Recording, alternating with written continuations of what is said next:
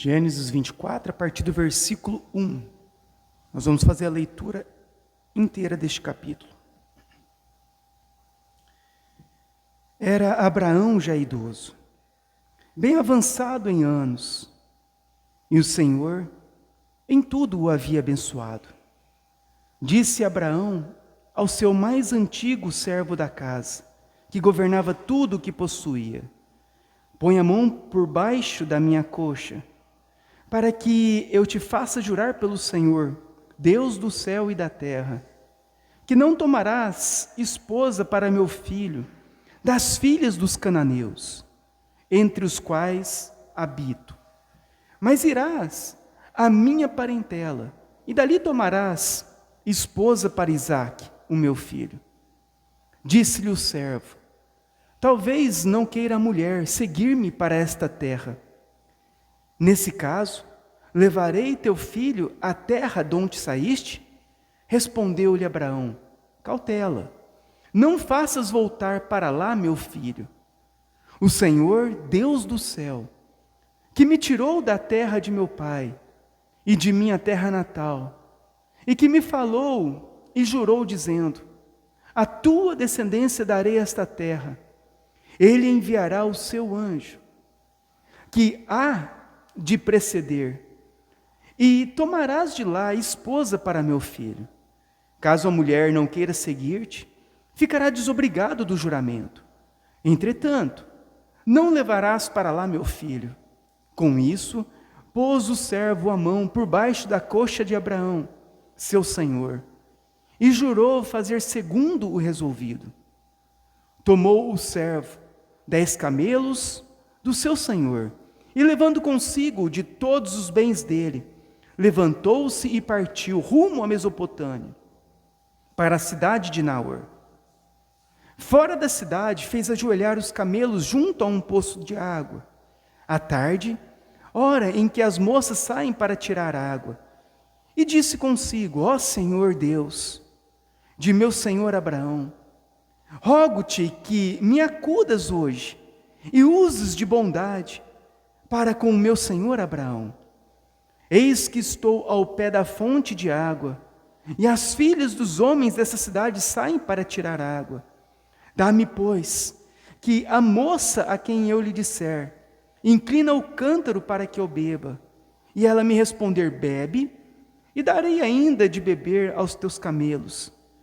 Seja a que designaste para o teu servo Isaque, e nisto verei que usaste de bondade para com o meu senhor.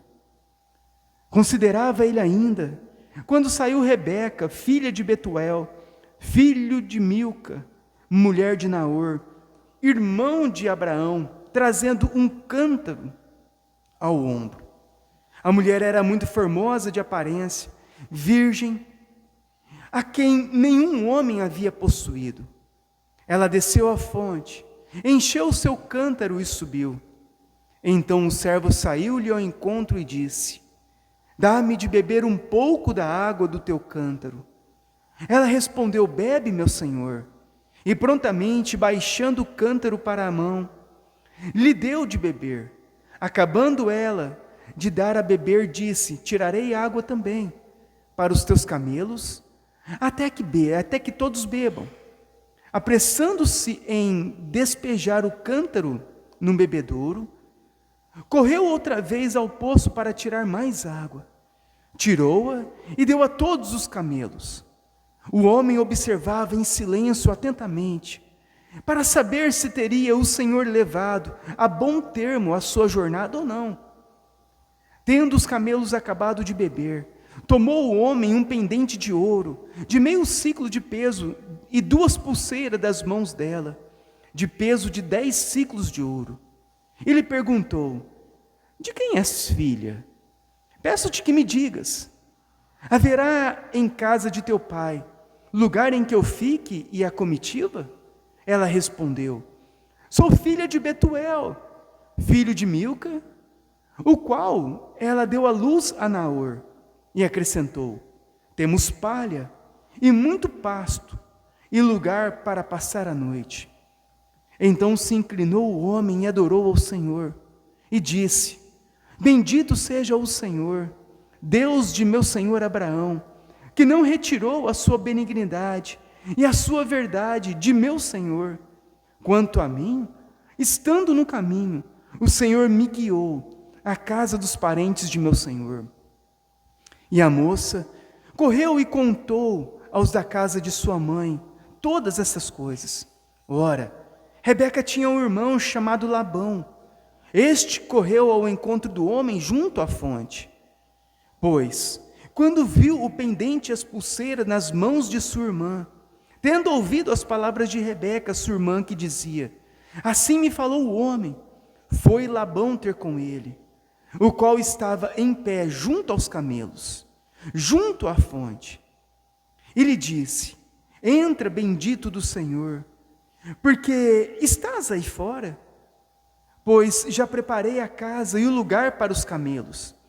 Então fez entrar o homem, descarregando-lhe os camelos, e lhes deram forragem e pasto. Deu-lhes água para lavar os pés, e também aos homens que estavam com ele. Diante dele puseram comida, porém ele disse: não comerei, enquanto não expuser o propósito a que venho. Labão respondeu-lhe: dize. Então disse: sou servo de Abraão. O Senhor tem abençoado muito ao meu senhor, e ele se tornou grande. Deu-lhe ovelhas e bois, e prata e ouro, e servos e servas, e camelo e jumentos. Sara, mulher de meu senhor, era já idosa quando lhe deu à luz um filho, e este deu ele tudo quanto tem. E o meu senhor me fez jurar, dizendo: não tomarás esposa para meu filho, das filhas dos cananeus, em cuja terra habito, porém irás à casa de meu pai e à minha família, e tomarás esposa para meu filho. Respondi ao meu senhor: talvez não queira a mulher seguir-me. Ele me disse: o Senhor em cuja presença eu ando, enviará contigo o meu anjo, e levará a bom termo a tua jornada, para que da minha família e da casa de meu pai tomes esposa para meu filho. Então serás desobrigado do juramento, quando fores à minha família. Se não te derem desobrigado, estarás do meu juramento. Hoje, pois, cheguei à fonte e disse comigo: ó Senhor, Deus de meu senhor Abraão, se me levas a bom termo a jornada em que sigo, eis-me agora junto à fonte de água. A moça que sair para tirar água, a quem eu disser: dá-me um pouco de água do teu cântaro, e ela me responder: bebe, e também tirarei água para os teus camelos. Seja essa a mulher que o Senhor designou para o filho de meu senhor. Considerava ainda eu assim, no meu íntimo, quando saiu Rebeca trazendo o seu cântaro ao ombro. Desceu à fonte e tirou água. E eu lhe disse: peço-te que me des que me des de beber. Ela se apressou e, baixando o cântaro do ombro, disse: bebe, e também darei de beber aos teus camelos. Bebi, e ela deu de beber aos camelos. Daí lhe perguntei: de quem és filha? Ela respondeu: filha de Betuel, filho de Naor e Milca. Então lhe pus o pendente no nariz e as pulseiras nas mãos. E prostrando-me, adorei ao Senhor e bendisse ao Senhor, Deus de meu senhor Abraão, que me havia conduzido por um caminho direito, a fim de tomar para o filho de meu senhor a filha do seu parente. Agora, pois, se haveis de usar de benevolência e de verdade para com o meu senhor, fazei-mo saber, se não declarei-mo, para que eu vá, ou para a direita, ou para a esquerda. Então responderam Labão e Betuel: isto procede do Senhor, nada temos a dizer fora da sua verdade. Eis que Rebeca, na tua presença, toma e vai-te, seja ela a mulher do filho do teu Senhor, segundo a palavra do Senhor. Tendo ouvido o servo de Abraão tais palavras, prostrou-se em terra diante do Senhor, e tirou as joias de ouro e de prata, e vestidos, e os deu a Rebeca. Também deu ricos presentes a seu irmão e a sua mãe. Depois comeram e beberam, ele e os homens que estavam com ele, e passaram a noite. De madrugada, quando se levantaram, disse o servo: permite que eu volte ao meu senhor. Mas o irmão e a mãe da moça disseram: fique ela ainda conosco alguns dias, pelo menos 10 dias, e depois irá. Ele, porém, lhes disse: não me detenhas, pois o Senhor me tem levado ao bom termo na jornada. Permite que eu volte ao meu senhor. Disseram: chamemos a moça e ouçamo-a pessoalmente. Chamaram, pois, Rebeca e lhe perguntaram: queres ir com este homem? Ela respondeu: irei. Então despediram a Rebeca, sua irmã, e a sua ama, e ao servo de Abraão e aos seus homens. Abençoaram a Rebeca e lhe disseram: és nossa irmã, sê tu a mãe de milhares, e que a tua descendência possua a porta dos teus inimigos. Então se levantou Rebeca com as moças, e montando os camelos, seguiram o homem. O servo tomou a Rebeca e partiu. Ora, Isaque vinha de caminho de Beer-Lahai-roi, porque habitava na terra do Neguebe. Saíra Isaque a meditar no campo. Ao cair da tarde, erguendo os olhos, viu, e eis que vinham camelos. Também Rebeca levantou os olhos, e vendo a Isaque, apeou, desceu do camelo, e perguntou ao servo: quem é aquele homem que vem pelo campo ao nosso encontro? É o meu senhor, respondeu. Ela tomou o véu e se cobriu. O servo contou a Isaque todas as coisas que havia feito. Isaque conduziu-a até a tenda de Sara, mãe dele, e tomou a Rebeca, e esta lhe foi por mulher. Ele a amou. Assim foi Isaque consolado depois da morte de sua mãe. Até aqui, vamos orar. Senhor Deus, eu peço que nessa noite o Senhor possa falar aos nossos corações através da Tua palavra e edificar a Tua igreja na Tua verdade. Nós não estamos aqui, ó Deus, para seguir os nossos pensamentos. Nós não estamos aqui para seguir o pensamento do curso deste mundo. Nós não estamos aqui para seguir as tradições ímpias, mas nós estamos aqui, Senhor, para obedecer a Ti e buscar sermos santos segundo a Tua palavra. Eu peço que o Senhor possa trazer luz aos nossos corações e edificar toda a Tua igreja, para que o Teu nome seja glorificado. É o que eu peço, em nome do Teu Filho Jesus. Amém. Irmãos, o tema dessa noite é namoro, noivado e casamento. Esse é um tema muito relevante para os nossos dias, porque muito se perdeu daquilo que as Escrituras ensinam para nós. Hoje, até mesmo em muitas igrejas, os cristãos não são mais guiados pela palavra e continuam sendo guiados pelo curso deste mundo, pela malignidade deste mundo, pelos ensinamentos errados deste mundo. E hoje eu queria chamar a atenção dos irmãos, das famílias, dos jovens dessa igreja, para nós entendermos o que a Bíblia ensina sobre namoro, noivado e casamento. O namoro ele não é um termo que você encontrará na Bíblia. É uma prática moderna da cultura ocidental que surgiu algumas décadas atrás. Antigamente, quando o homem se interessava por uma mulher, o que ele tinha em mente era o casamento e não o namoro. Quando falamos de namoro, o namoro não existe na Bíblia. O namoro é algo que foi inventado há alguns anos atrás pela sociedade moderna. Quando, anteriormente, um homem, ele se interessava por uma mulher, ele não namorava com a mulher, ele se preparava para casar com a mulher.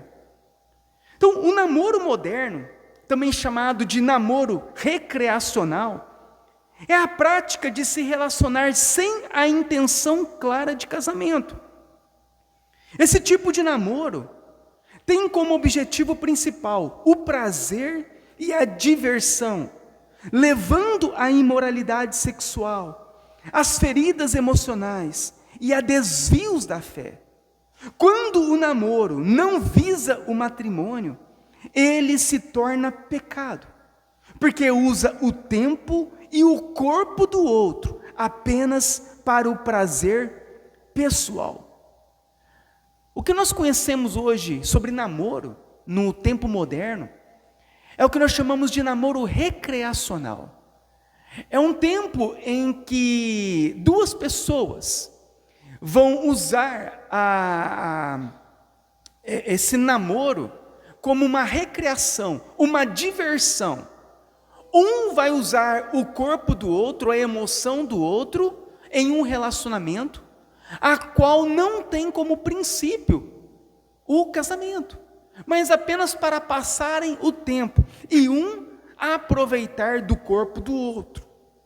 A Bíblia, ela não descreve o namoro como conhecemos hoje, mas ela oferece orientações claras sobre como os crentes devem se relacionar uns com os outros. O namoro cristão, que podemos chamar de cortejo, em essência, é um período de conhecimento mútuo, com um propósito claro, discernir a vontade de Deus sobre um possível casamento. Se por um lado, nós não vemos na Bíblia nada referindo a um namoro moderno, como nós vemos hoje, entre jovens, entre as pessoas, por outro lado, a Bíblia, ela vai nos dar princípios de como nós podemos nos relacionar em um namoro que nós podemos chamar de cortejo, visando o quê? Um possível casamento.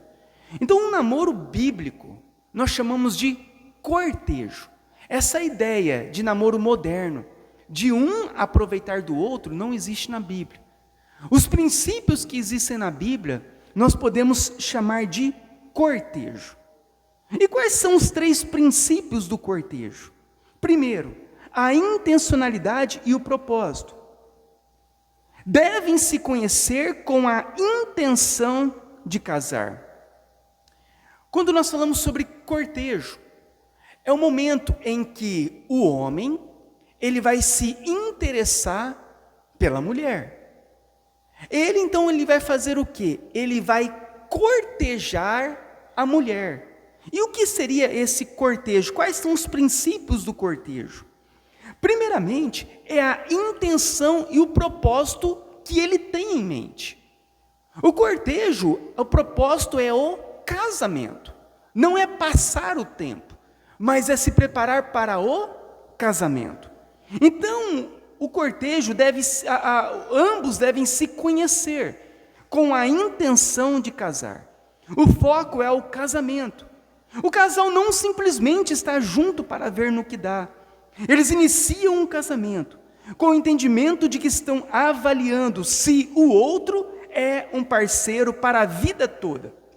A pergunta a ser feita é: será que Deus quer que eu me case com essa pessoa? Então o cortejo, ele prioriza o conhecimento mútuo e mais profundo, através da conversa e da amizade. O casal se concentra em conhecer o caráter, a fé, os valores, os sonhos e a família do outro, em vez de focar na atração física. O relacionamento ele é construído sobre uma base de amizade sólida e não intimidade física. Quando o homem ele está interessado por uma mulher, existem os princípios que ele deve traçar.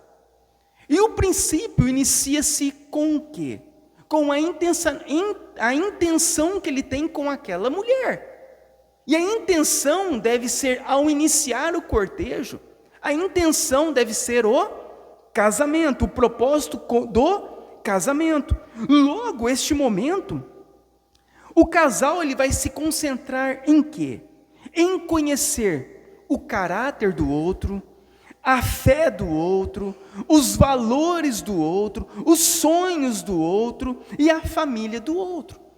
É o momento em que um vai conhecer o outro, para ver se realmente é a pessoa com quem ele deseja ou ela deseja se casar. O segundo princípio do cortejo é o envolvimento e a supervisão dos pais e da igreja. O homem que deseja cortejar a mulher, geralmente ele vai fazer o quê? Primeiro, pedir permissão aos pais dela. A família acompanha o relacionamento, aconselha o casal e se torna parte ativa do processo de discernimento. O casal, ele não se relaciona de forma isolada. Eles devem buscar a orientação também da liderança da igreja e de outros casais piedosos. O relacionamento é visto como um assunto que afeta a igreja e não apenas o casal. O segundo princípio, então, do cortejo é o homem, ele vai fazer o quê? Ele vai pedir a permissão aos pais da moça para poder cortejar, conhecer ela. E neste momento deste conhecimento, nesse tempo, o que acontece? Os pais vão supervisionar o relacionamento juntamente com a igreja. Não há um relacionamento isolado, né? A pessoa vive de forma isolada um relacionamento dentro da igreja. Não. O relacionamento de cortejo deve envolver a família de ambos e também a igreja. Deve haver uma supervisão. E o terceiro princípio do cortejo são os limites físicos e emocionais. O cortejo ele é caracterizado pela manutenção de limites estritos, especialmente em relação ao contato físico, como beijos e carícias. A ideia é que a intimidade física pertence ao casamento. E isso ajuda a manter a pureza e evitar que a paixão ofusque o discernimento. Os dois estão se conhecendo. Neste momento em que um está conhecendo o outro, há ali o limite físico é bastante estrito. Carícias e beijos só são permitidos após o casamento.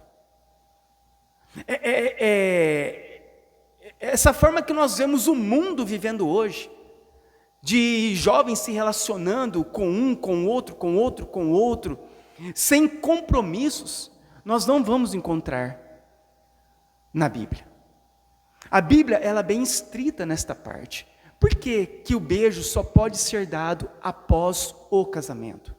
Porque a Bíblia diz que o corpo do homem só passa a pertencer à mulher após o casamento, não antes do casamento. O corpo da mulher só passa a pertencer ao homem depois do casamento. e não antes do casamento. Então, o cortejo, o momento em que um vai conhecer o outro, é estritamente necessário que não haja nenhum envolvimento físico dessa forma, como beijos e carícias antes do casamento. Até porque, para trazer um discernimento, se a pessoa é realmente a pessoa certa para se casar. Porque quando começa a envolver essa parte carnal, emocional, ambos perdem o discernimento para saber se aquele homem é um homem de Deus realmente, ou se aquela mulher é uma mulher de Deus realmente. Então, o cortejo há esse limite, essa restrição. Então, um relacionamento saudável, ele deve ser construído sobre uma base sólida de amizade. A amizade e o respeito mútuo são um alicerce para um casamento duradouro. Por que os casamentos não duram hoje? Porque até o namoro, né, mundano não dura mais hoje. Rapidamente um está com o outro, larga de um, vai com o outro, vai para o outro, porque abandonaram os ensinamentos bíblicos. O cortejo, ele vai trazer o quê? Que a pessoa conheça a outra, tenha amizade e haja um respeito mútuo entre os dois. O objetivo é que o primeiro beijo, por exemplo, aconteça no dia do casamento, tornando o momento ainda mais sagrado e significativo. Olha que bênção. Olha quando nós olhamos para a criação de Deus, para aquilo que Deus ensina. Se a nossa sociedade, ela se voltasse para as Escrituras, como não seria melhor? Como os casamentos não seriam melhor? Como a formação das famílias não seria melhor? Então o cortejo é o tempo em que o casal vai se conhecer melhor, com a intenção de casar, com a supervisão dos pais e da igreja, e com limites físicos e emocionais. Isso é o cortejo. Esses são os princípios que a Bíblia vai nos ensinar. Quando um jovem deve iniciar o cortejo? Primeiro, quando ele tiver maturidade espiritual. Você, homem, você vai liderar espiritualmente a sua família. E você, mulher, vai auxiliar o seu marido nessa missão. Logo, ambos devem ser espirituais. Pessoas que oram, que leiam a Bíblia, que participam dos cultos, que tenham um bom testemunho. A pessoa vai pensar em cortejar para casar, quando? Quando ela for espiritualmente madura. Porque o homem, ele vai liderar uma família. A mulher, ela vai auxiliar o homem nessa liderança. Logo, deve ambos serem maduros espirituais. A segunda coisa que deve acontecer quando um jovem decide iniciar o cortejo é ter a compreensão do propósito, que é casar e formar uma família.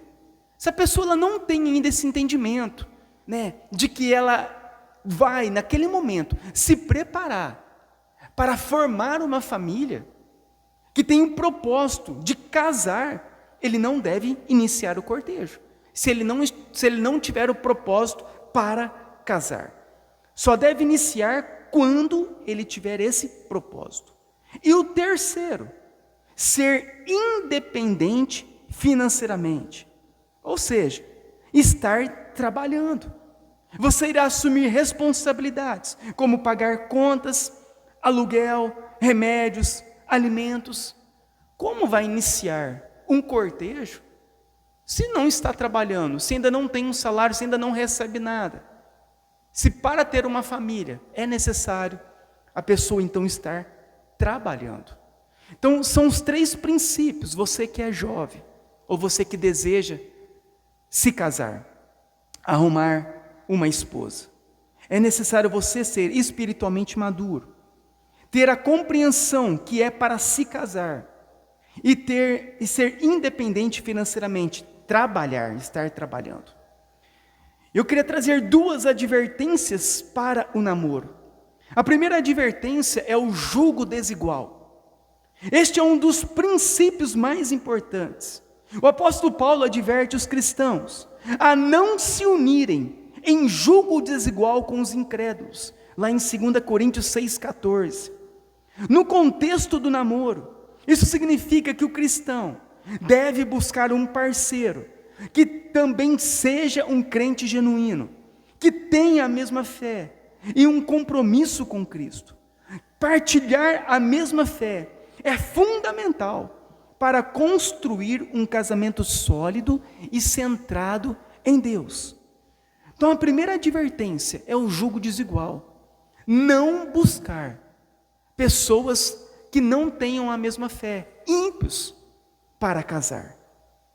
A segunda advertência é a pureza e a santidade.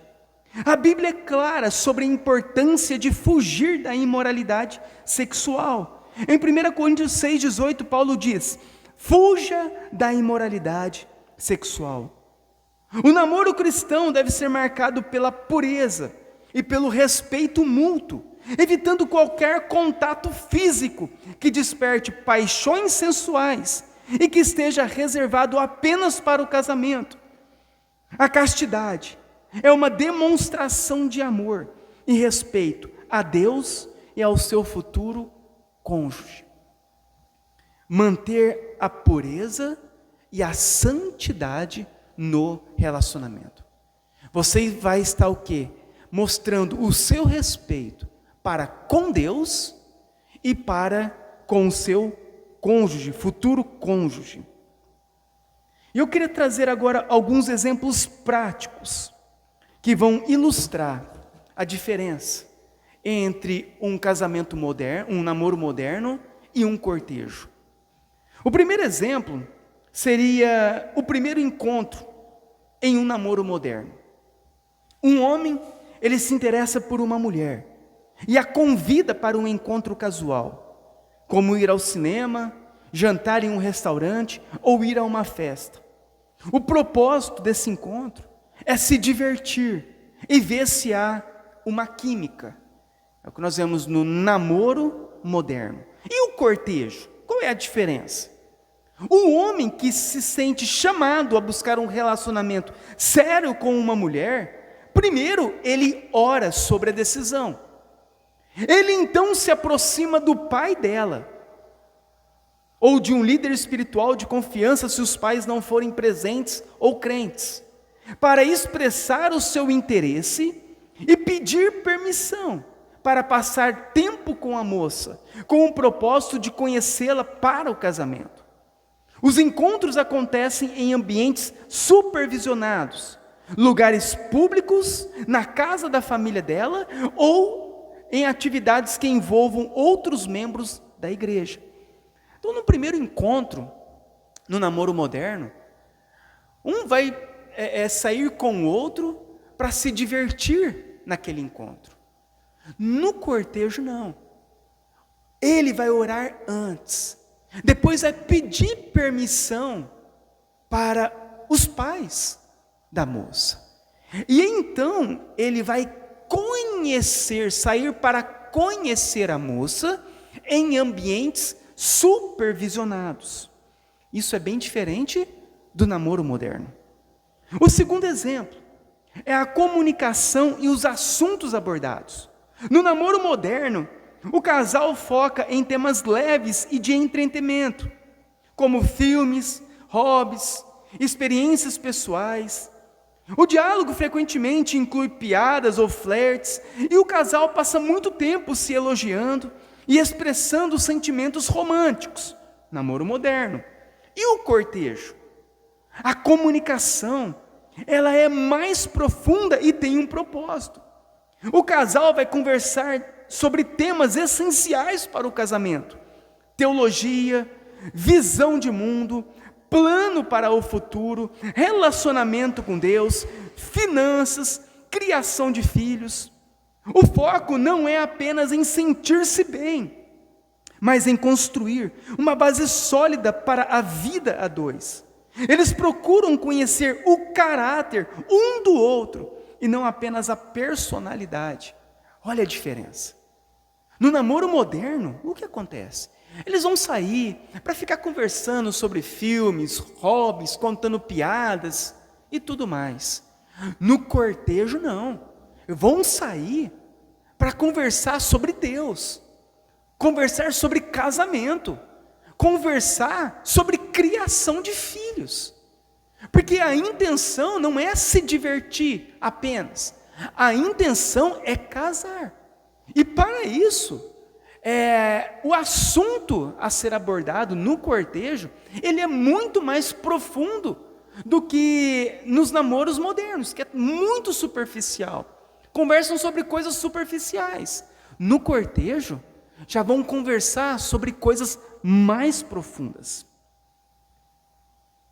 Vão querer conhecer o caráter um do outro. O terceiro exemplo é a intimidade física. No namoro moderno, o contato físico é visto como uma parte natural e esperada do relacionamento. Beijos, carícias e até relações sexuais são comuns, mesmo antes de um compromisso de casamento. No cortejo, a intimidade física é estritamente limitada para honrar a Deus e proteger o outro. O casal evita beijos e carícias, mantendo a pureza para o casamento. A intenção é que a intimidade física seja algo sagrado, reservado para a aliança matrimonial. O que faz com que o beijo, por exemplo, no altar, tenha um significado muito mais profundo.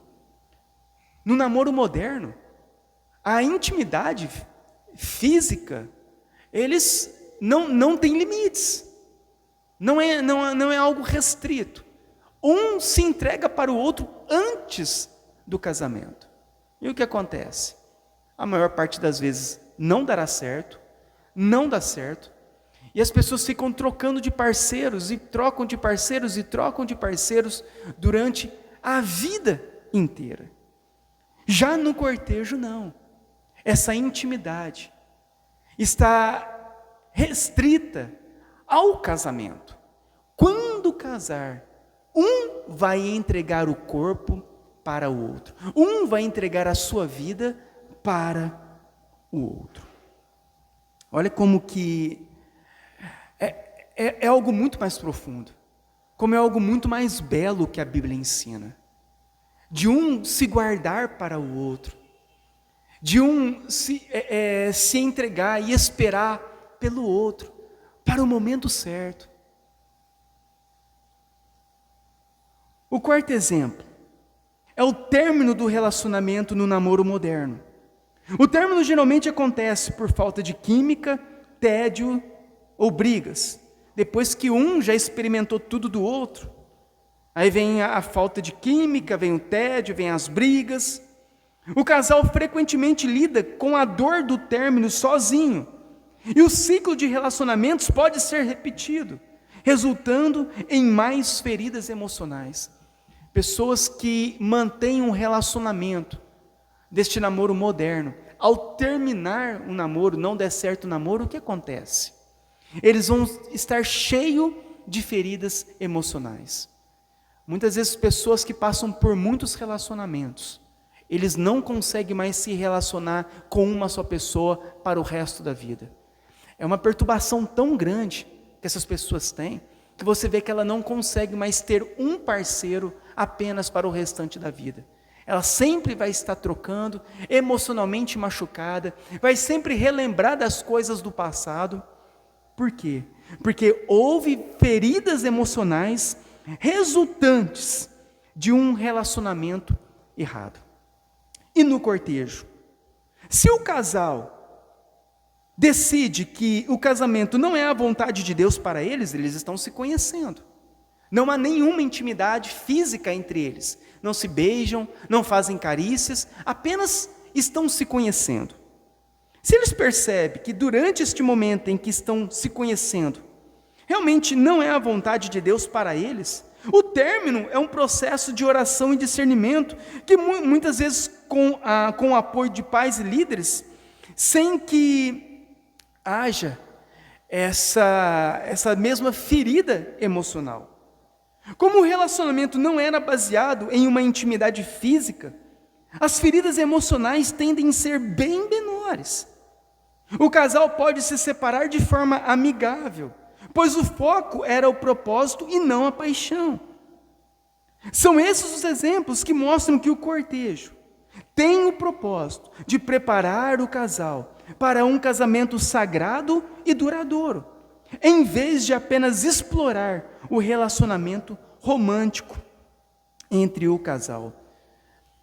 Para aquelas pessoas que vivem um namoro moderno, a qual um se entrega para o outro em relacionamentos íntimos, quando aquilo acaba, chega ao fim, há uma grande ferida emocional no coração daquelas pessoas. Mas no cortejo é diferente. Como eles estão apenas se conhecendo e não há intimidade física, se eles percebem, olha, realmente não é a vontade de Deus que nós nos casemos, o que acontece? Há ali a separação amigável, continuam sendo amigos e cada um continua caminhando a sua vida. Então isso é o cortejo. E com relação ao noivado, no noivado, a questão do se vamos nos casar já foi respondida. O foco agora é como vamos nos preparar para o casamento. Então o cortejo é o momento em que eles vão se conhecer um ao outro, para ver se realmente eles querem se casar. Após eles se conhecerem e eles decidirem se casar, agora eles vão passar para o noivado. E o que é o noivado? Quais são os princípios sobre o noivado? Agora é a preparação para o casamento.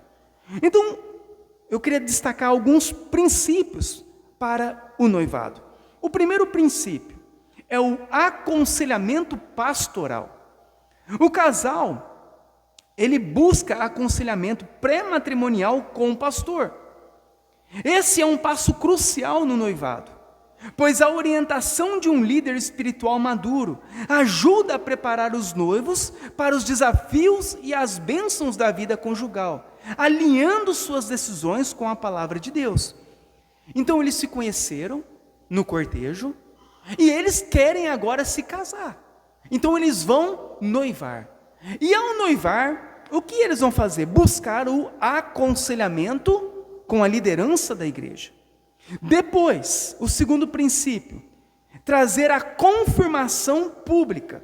O noivado é formalização da intenção de casamento diante de Deus, das famílias e da igreja.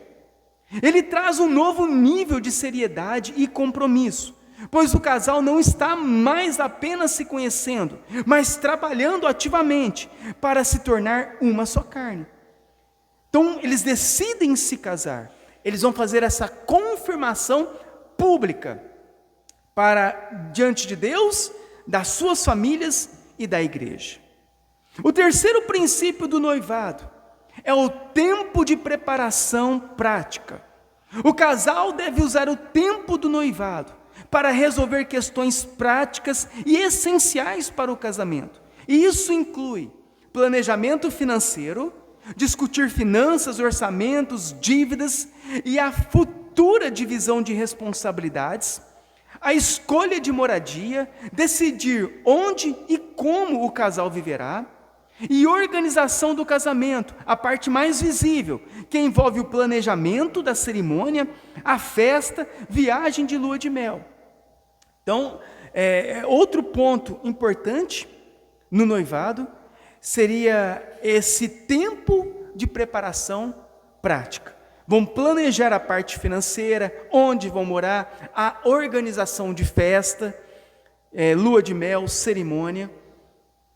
Esse, então, é um dos princípios do noivado. O quarto princípio é o crescimento na intimidade espiritual. O noivado é o momento ideal para o casal aprofundar sua comunhão espiritual. É tempo de orar juntos, ler a Bíblia, participar dos cultos, pois ajuda a construir um alicerce sólido. O casal, então, que decide se casar, eles devem crescer em uma intimidade espiritual. O quinto princípio, eles devem lutar pela pureza. Um grande perigo no noivado é a tentação de relaxar na vigilância e ceder à intimidade física, pensando que o casamento está próximo. A pureza sexual deve ser mantida até a consumação do casamento. O noivado, portanto, é uma fase de disciplina, onde a pureza e a honra a Deus são prioridades. Então, os noivos, eles devem lutar pela pureza no momento, durante o noivado, pela pureza sexual.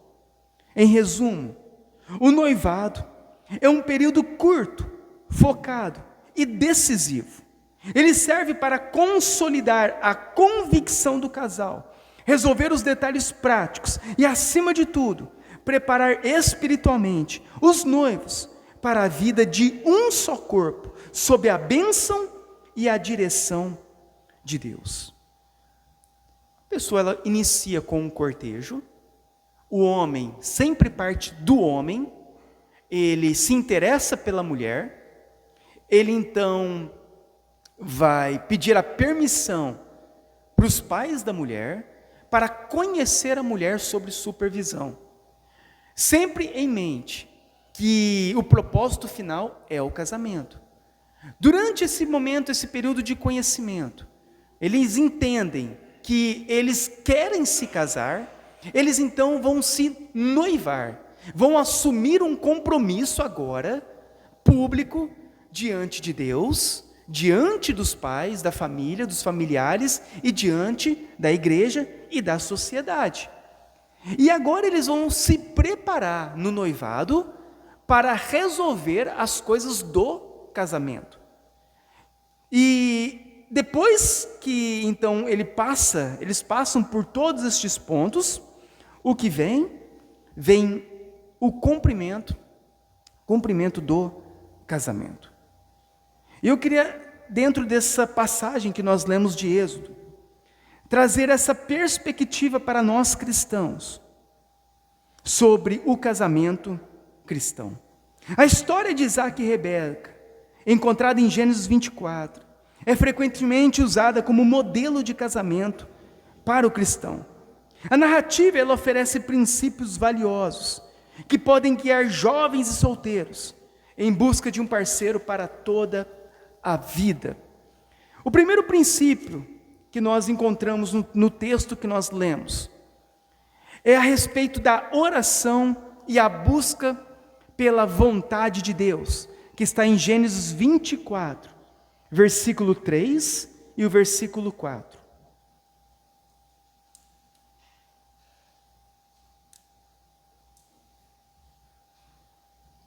Que diz assim: para que te faça jurar pelo Senhor, Deus do céu e da terra, que não tomarás esposa para o meu filho, das filhas dos cananeus, entre os quais habito, mas irás à minha parentela, e daí tomarás esposa para Isaque, o meu filho. O processo, ele começa com Abraão, que confia a seu servo a missão de encontrar a esposa para o filho Isaque. Abraão, ele não busca uma mulher entre os cananeus, entre os ímpios, entre os outros povos, mas em sua terra natal, entre o seu próprio povo, demonstrando a importância de casar com alguém que compartilha da mesma fé. Ele então fala para o seu servo ir e tomar a esposa para Isaque dentre a parentela dele. O servo de Abraão, por sua vez, ele age com oração e dependência de Deus. Ele não confia em sua própria sabedoria, mas ele pede um sinal claro a Deus. É o que diz em Gênesis 24, do versículo 12 ao 14, que diz assim: E disse consigo: Ó Senhor, Deus de meu servo Abraão, rogo-te que me acudas hoje e uses de bondade para com o meu senhor Abraão. Eis que estou ao pé da fonte de água, e as filhas dos homens dessa cidade saem para tirar água. Dá-me, pois, que a moça a quem eu disser, inclina o cântaro para que eu beba, e ela responder, bebe, e darei ainda de beber aos teus camelos, seja a que designaste para o teu servo Isaque. E nisso verei que usaste de bondade para com o meu Senhor. Ele vai usar qual o critério? De oração e dependência a Deus. Ele não vai escolher qualquer pessoa para Isaque. Ele vai orar e pedir para Deus mostrar a pessoa certa. Deus responde à oração e direciona Rebeca. Logo, a busca por um parceiro deve ser guiado pela oração e pela vontade de Deus. Em vez de depender apenas de suas próprias emoções ou critérios, o cristão deve colocar o assunto nas mãos de Deus, pedindo direção e discernimento. Primeira coisa que nós aprendemos aqui com o texto é a respeito de orar e buscar a vontade de Deus para um casamento. A segunda coisa que nós aprendemos nesse texto é o caráter e a integridade. Quando o servo chega ao poço, ele não busca a mulher mais bonita, mas aquela que demonstra um bom caráter. Rebeca, de forma espontânea e bondosa, oferece água não apenas para ele, mas também para os seus camelos. É o que diz em Gênesis 24, do 17 ao 19. Diz assim: Então o servo saiu-lhe ao encontro e disse: Dá-me de beber um pouco de água do teu cântaro. Ela respondeu: Bebe, meu senhor. E prontamente, baixando o cântaro para a mão, lhe deu de beber. Acabando ela de dar a beber, disse: Tirarei água também para os teus camelos, até que todos bebam. Isso exigiu um esforço considerável e revelou o seu coração, o coração de Rebeca, coração prestativo e hospitaleiro. A beleza e a atração física são também importantes, mas o caráter deve ser o fator principal. O cristão deve focar em valores como bondade, a humildade, o serviço e a integridade. Busque alguém que demonstre o fruto do Espírito e que incentive em sua caminhada com Deus. Outra coisa que nós observamos nesse texto, quando decidimos nos casar com uma pessoa, é a respeito do caráter da pessoa e da integridade. É por isso que é importante manter essa parte da intimidade física restrita. Porque a pessoa, ela vai buscar alguém, não pelas emoções daquele momento, mas pela integridade, pelo caráter. Ele vai escolher uma mulher que tenha caráter, que seja uma mulher íntegra. E a mulher vai escolher um homem que seja íntegro e que tenha caráter. O que acontece? Quando um acaba se envolvendo intimamente com o outro, a emoção sobressai sobre a razão. E aí naquela emoção, naquele momento, naquele fogo, o que acontece? Acabam tomando decisões erradas. Então, quando você for escolher alguém para se casar, lembre-se do caráter e da integridade daquela pessoa. Terceira coisa que nós aprendemos também nesse texto é o envolvimento da família e da comunidade. O servo de Abraão não age de forma clandestina. Ele se apresenta à família de Rebeca explica todo o propósito de sua vinda. O consentimento da família é essencial para a união. É o que diz no versículo 50 e o 51. Então responderam Labão e Betuel: isso procede do Senhor. Nada temos a dizer fora da sua verdade. Eis Rebeca na tua presença. Toma e vai-te, e seja ela a mulher de teu Senhor, segundo a palavra do Senhor. Nós observamos outra coisa a respeito disso, que quando decidem se casar, se relacionar, não é de forma clandestina. Os pais não ficam sabendo, ninguém fica sabendo, e a pessoa está lá, um namorando com o outro. Não. Aqui você observa que ele vai até os pais, até a família da noiva, e vai pedir a noiva para se casar com o seu senhor. Então há o envolvimento da família da noiva e de toda a comunidade. O relacionamento saudável e abençoado, ele deve ser transparente e ter o apoio da família e da igreja. Então, quando você, homem, decidir se casar com uma mulher, você vai até os pais e vai falar aos pais. Não vai fazer algo escondido, mas vai ser algo transparente, a qual vai ter o consentimento da família. Isso é essencial para um relacionamento abençoado. A família consentir esse namoro, esse noivado. O quarto, que nós vamos aprender aqui, o quarto princípio, é o encontro e a confirmação. O encontro de Isaac e Rebeca não é resultado de um romance apaixonado, mas da providência divina. Isaac, que estava meditando no campo, a encontra e a leva para a tenda de sua mãe Sara. É o que diz em Gênesis 24, dos 62 ao 67, que diz assim: ora, Isaac vinha de caminho de Beer-Lahai-Roi, porque habitava na terra do Neguebe. Saíra Isaac a meditar no campo, ao cair da tarde, erguendo os olhos, viu, e eis que vinham camelos. Também Rebeca levantou os olhos, e vendo a Isaac, apeou o camelo, e perguntou ao servo: quem é aquele homem que vem pelo caminho ao nosso encontro? E o meu senhor, é o meu senhor, respondeu. Então tomou ela o véu e se cobriu. O servo contou a Isaac todas as coisas que havia feito.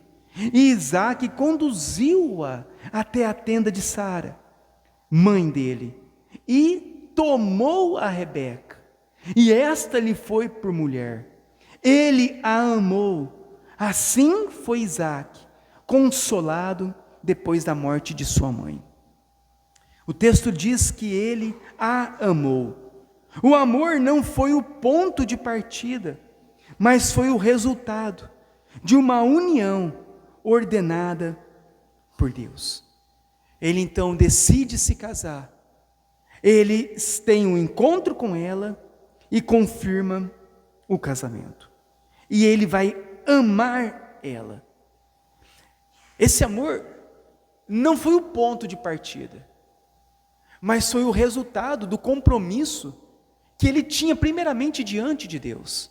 Ele estava decidido a amar a sua esposa. E ele então vai amar a ela. E eu queria concluir sobre o que nós estudamos hoje. Para todos nós, o que tudo isso é importante para nós? O casamento, ele é algo muito sério. Porque desde o início, ele reflete a santidade do Espírito Santo que habita em nós. Ele nos revela o amor sacrificial de Cristo por nós e a bênção de Deus pela obediência. Quando nós tratamos sobre o casamento, nós estamos tratando sobre algo muito sério. O casamento, ele reflete o quê? A santidade. O Espírito Santo que habita em nós. Desde o início de um relacionamento do cortejo, noivado, ao casamento. Deve ser ali marcado por santidade. Por uma busca de santidade. Também o casamento, ele nos revela o quê? O amor sacrificial de Cristo pela igreja.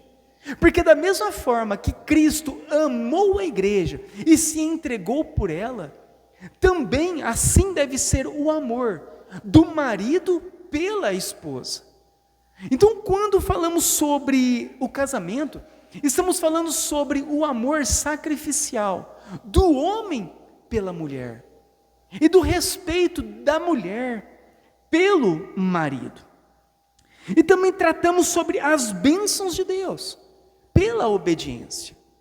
Todos aqueles que buscarem obedecer aos mandamentos de Deus serão abençoados. Deus abençoa todos aqueles que são fiéis, que amam os seus mandamentos, são abençoados por Deus. Porque os casamentos hoje são amaldiçoados.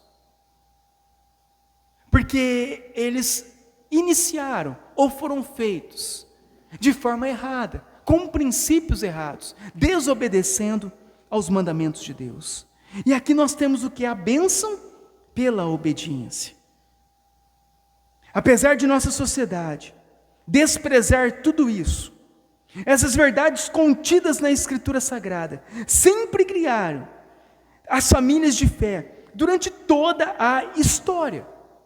Mesmo que a nossa sociedade trate tudo isso que nós falamos como algo, algo do passado, algo que já não está mais em evidência, o mundo já é mais moderno, mesmo que a sociedade trate desta forma, quando nós olhamos para o passado, a sociedade sempre foi guiada por esses princípios. E por que hoje está tudo dando errado? Porque abandonaram os princípios da palavra de Deus. Nossa geração está vivendo de uma forma decadente, porque abandonaram essas verdades bíblicas. Hoje vemos o crescente número de divórcios, a normalidade da imoralidade sexual e a destruição das famílias. Você que deseja se casar, guarde esses ensinos no seu coração. E você que é casado, ame a sua família, cuidem de seus filhos e se afastem do pecado, porque os nossos dias são maus. Você que deseja se casar, guarde esses ensinos. Lembre de tudo isso.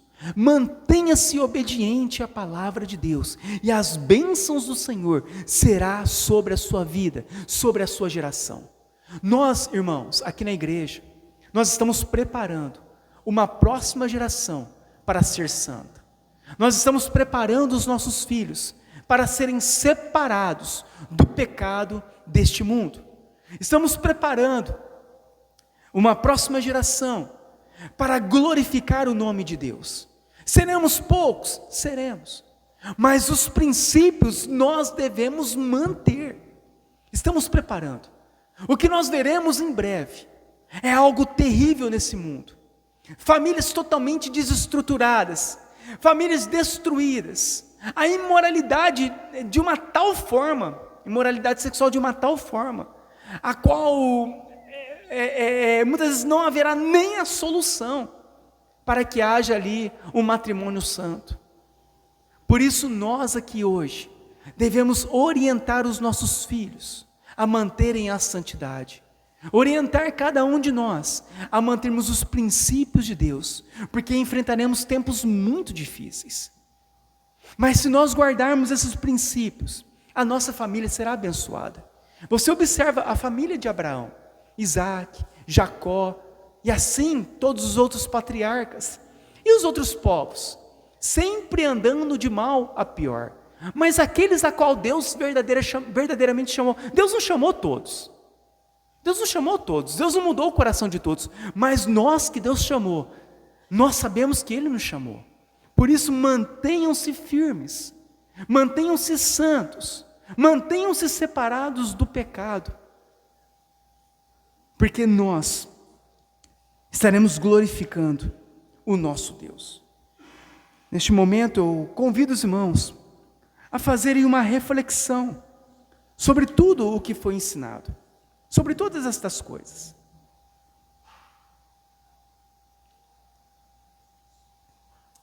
Você jovem, que deseja se casar,